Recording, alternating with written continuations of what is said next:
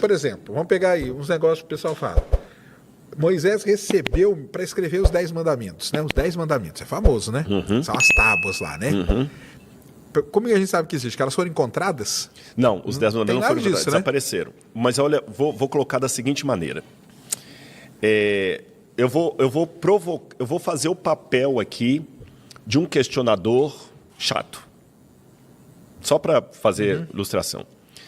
Quando você fala comigo que o universo tem 13,8 bilhões de anos, eu falo, como é que você sabe?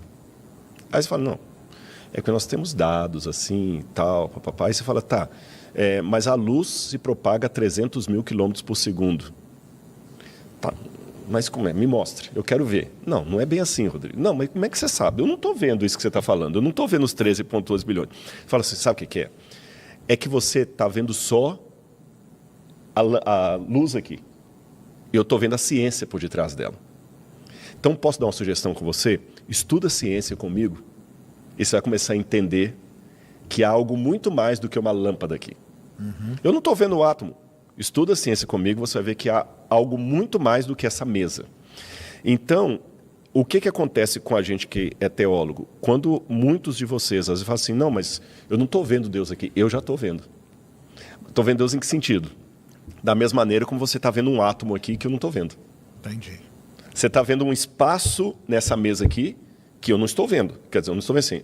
Um pouquinho de ciência eu estudo por cultura, mas eu não sou um cientista nesse sentido, né? Eu sei que aqui tem espaço entre a mesa, que a energia passa. Eu sei que a energia aqui eu não estou vendo. Então, esse conhecimento vai permitir você ver coisas mais do que simplesmente as coisas em redor. O Starlink, se tivesse instalado aqui, eu não estou vendo as ondas que ele está mandando, mas elas existem. O Quasar, as ondas que são emitidas, enfim.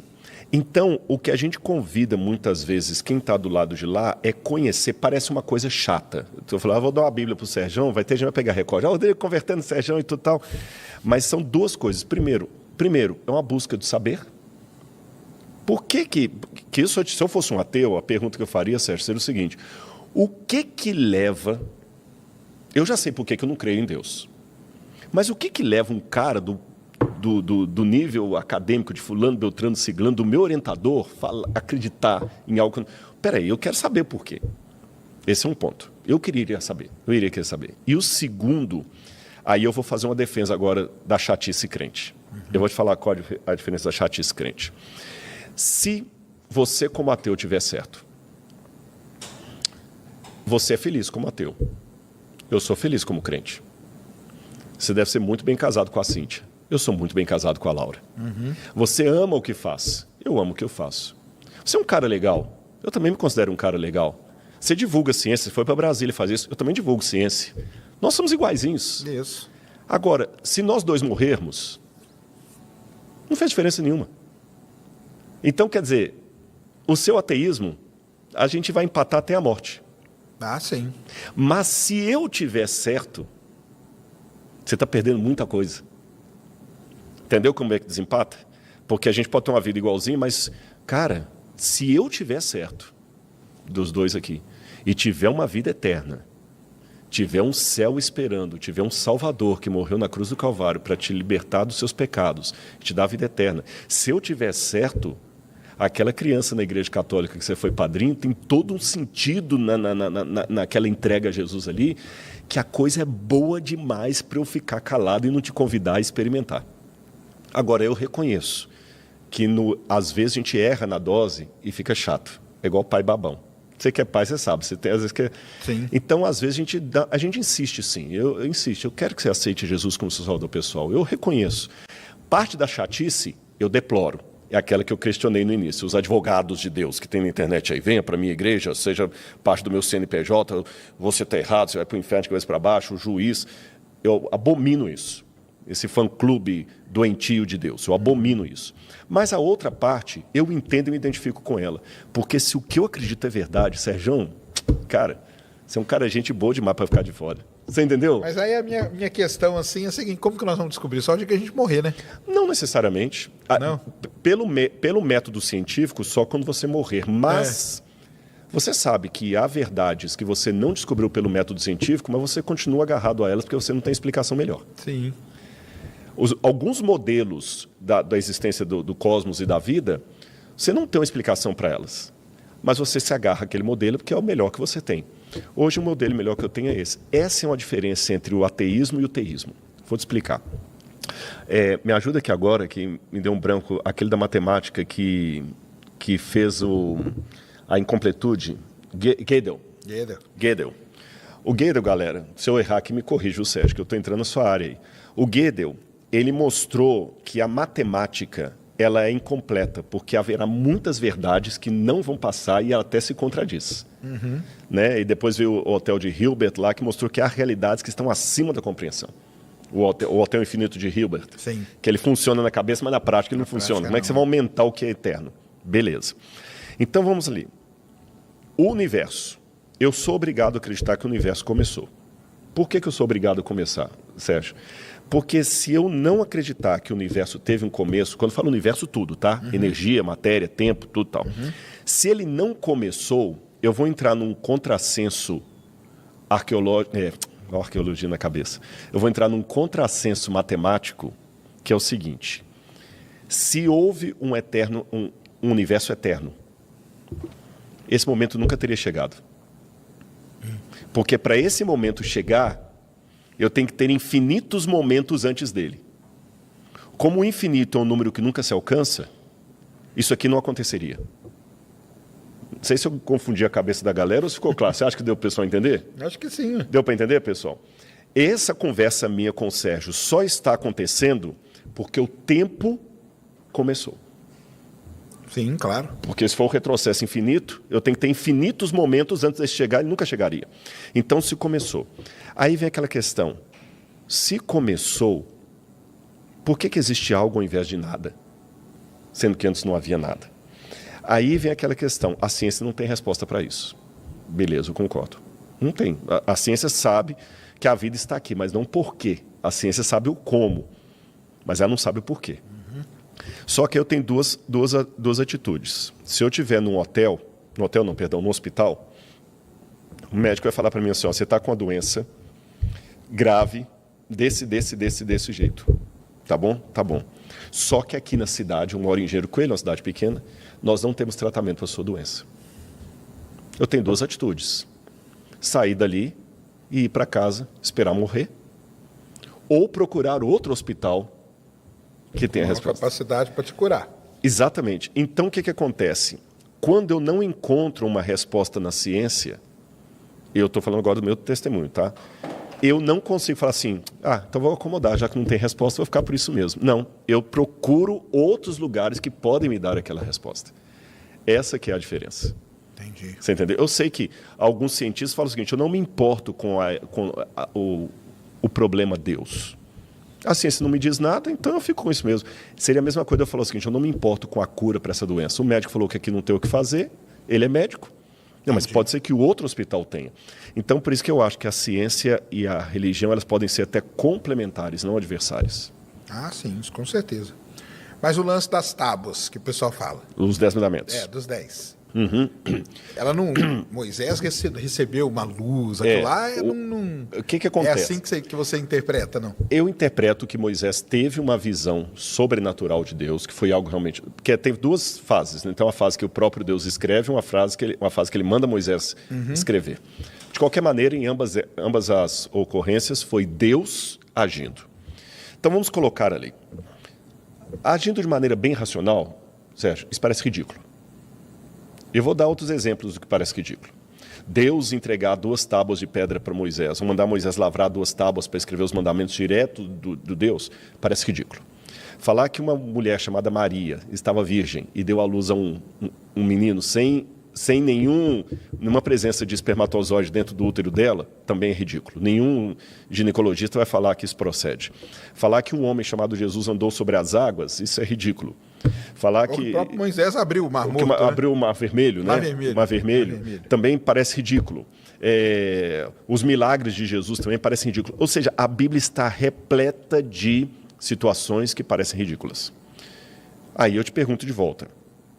Por que pessoas de elevado calibre mental acreditam nessas coisas e não acreditam nas fábulas de La Fontaine? Mas aí elas acreditam no literal? Literal, tem muita gente. O Newton acreditava nos milagres de Jesus de maneira literal. E outros mais que eu podia citar. Eu dei o Newton aqui para ficar bem com um baluarte da ciência. O Newton aí, né? tinha uns negócios com... Com a Bíblia, bem forte. Era um camarada que descobriu a lei da gravidade. Galileu também. O Galileu ele brincava com o Papa da época. Exatamente. A briga dele é com o Papa, não com a Bíblia. Né? E outros mais que eu poderia citar. Agora, como é que eu resolvo isso aqui, Rodrigo? Seguinte, vamos tirar agora os milagres da Bíblia. Quando eu pego o que está acontecendo aqui agora, que a galera está ouvindo a gente de longe, enquanto a gente está falando aqui, que você pode tirar uma foto minha nesse celular e mandar para outro lugar, se eu pegar todos esses eventos agora do presente e voltar com eles 100 anos no passado, isso também ia parecer coisa ridícula. Ah, sim. Entendi. Você entendeu? Todo mundo fala assim, isso é impossível. Se eu entrasse numa máquina do tempo, hipotética, voltasse lá e falasse, né? Gente, vai chegar um tempo em que vocês vão poder mandar uma imagem real sua para alguém que está do outro lado do planeta. Iam nos colocar numa camisa de força. Com certeza. Então eu pergunto, será que os milagres da Bíblia são realmente coisas tão lendárias ou são apenas a ocorrência de fenômenos que hoje nós ainda não alcançamos? Como os nossos fenômenos também, para alguém que veio no passado, eram muito ridículos. Até para nós hoje.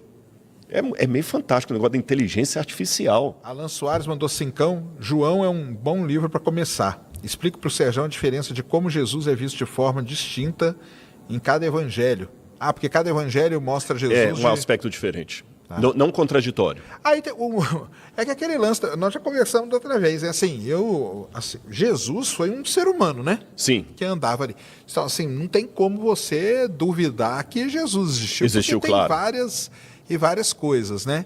Então, não tem... Mas é que você acredita que Jesus foi um enviado, é um filho... Deus em forma humana. É Deus em forma humana, né? Vou dar um exemplo para você. Eu não sou testemunho de Jeová. Eu não concordo com a interpretação bíblica das testemunhas de Jeová. Eu acredito que Jesus é Deus, eu acredito na Trindade, a testemunha de Jeová não. A testemunha de Jeová acredita numa data de 1914, eu acredito não. O testemunho de Jeová é o quê? Eles acreditam que é o Armagedon, o início do Armagedon. Isso passou por várias alterações. Armagedon seria o quê? É o Batalha do Tempo do Fim. Esse testemunho de Jeová. O fim do mundo, né? O fim do mundo, Armagedon exatamente. É o fim do mundo. Lógico. Testemunho de Jeová não faz transfusão de sangue, eu dou o sangue. Então, tem várias coisas nas testemunhas de Jeová que eu discordo da interpretação bíblica delas. Porém, isto posto, quando eu vou estudar a história do nazismo, eu tenho que admitir que da minha igreja adventista do sétimo dia, teve muita gente que calou a boca para Hitler para não ter problema, transgrediu até o Shabat, que é um dia sagrado para nós, para não ter problema com Hitler, e enquanto tinha testemunho de Jeová, para não ceder à fé dele, estava morrendo no campo de concentração.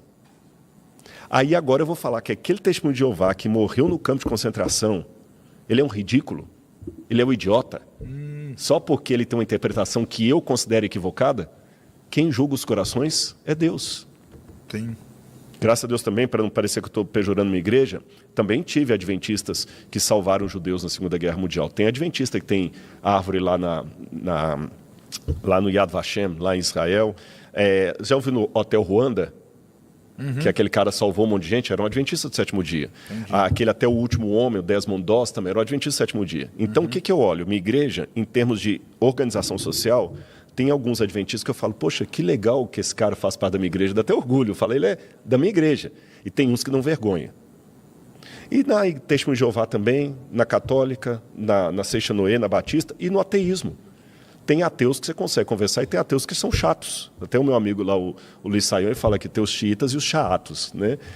Então, assim, o que você tem que fazer é o seguinte, acredite no que você acreditar, desacredite no que você desacreditar, mas sempre com respeito pelo seu semelhante. E eu termino minha fala aqui para não ficar muito prolixo. Tem uma frase, ela foi atribuída a Santo Agostinho, mas eu nunca vi essa fonte original da frase. Certo. Então, eu não posso afirmar que é de Santo Agostinho, mas a frase diz assim: no essencial, unidade. No não essencial, diversidade. Em tudo, caridade. Naquilo que é essencial, não pode ter a minha opinião, é do Sérgio. Por exemplo, se a gente estivesse discutindo aqui violência contra a mulher, não existe opinião a esse respeito, é condenação. Claro. Não tem como, não, eu acho que pode bater em mulher, desculpa, isso aí não está para colocar na mesa e ser respeitado. Então, no essencial, temos que rezar o mesmo terço. Um ateu e um crente, um ateu e um não católico cristão rezando o mesmo terço. Violência contra a mulher, não está em discussão. As áreas que não são essenciais, vamos deixar cada um tomar a sua opinião e em tudo caridade. Aí você pode falar, tá, Rodrigo, mas crer em Deus é uma área essencial. É verdade. Mas aí eu deixo o coração dele com Deus. Lembre, eu estou aqui para testemunhar de Deus, não para ser o advogado de defesa dele. E você que está assistindo esse vídeo aqui no Talk Flow, dá para você virar membro, cara, do Flow agora. É um botãozinho do lado do botão de se inscrever. A gente faz um programa semanal só para os membros. Olha. Então fique esperto aí. Se quiser virar membro, tá bem aqui do lado, é mão merreca, custa menos de R$8, irmão.